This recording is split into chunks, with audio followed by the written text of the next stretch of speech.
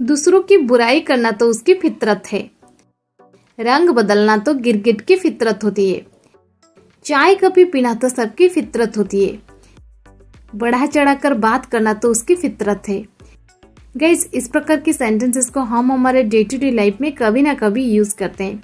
इस प्रकार के सेंटेंसेस को हम इंग्लिश में कैसे कहेंगे जहां पर हम वर्ड यूज करते हैं फितरत।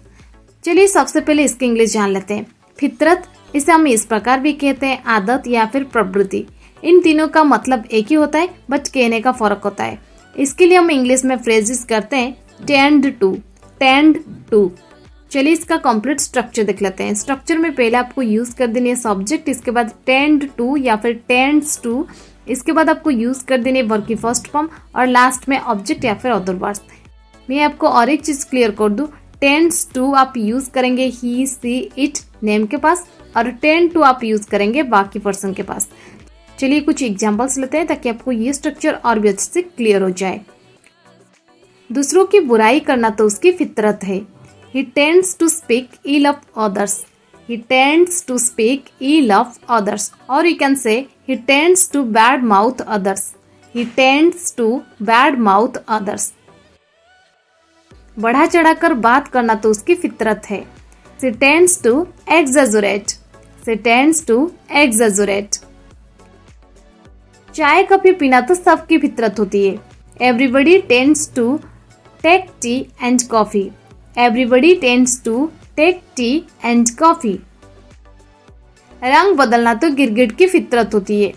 Chameleon tends to change colors. Chameleon tends to change colors. धोखा देना तो तुम्हारी फितरत है। You tend to deceive. You tend to deceive. पढ़ाई से भागना तो तुम्हारी फितरत है। You tend to run away from studies. You tend to run away from studies. भावनात्मक होना तो महिलाओं की फितरत होती है। Women tend to be emotional. Women tend to be emotional. बहाने बनाना तो तुम्हारी फितरत है। You tend to make excuses. You tend to make excuses.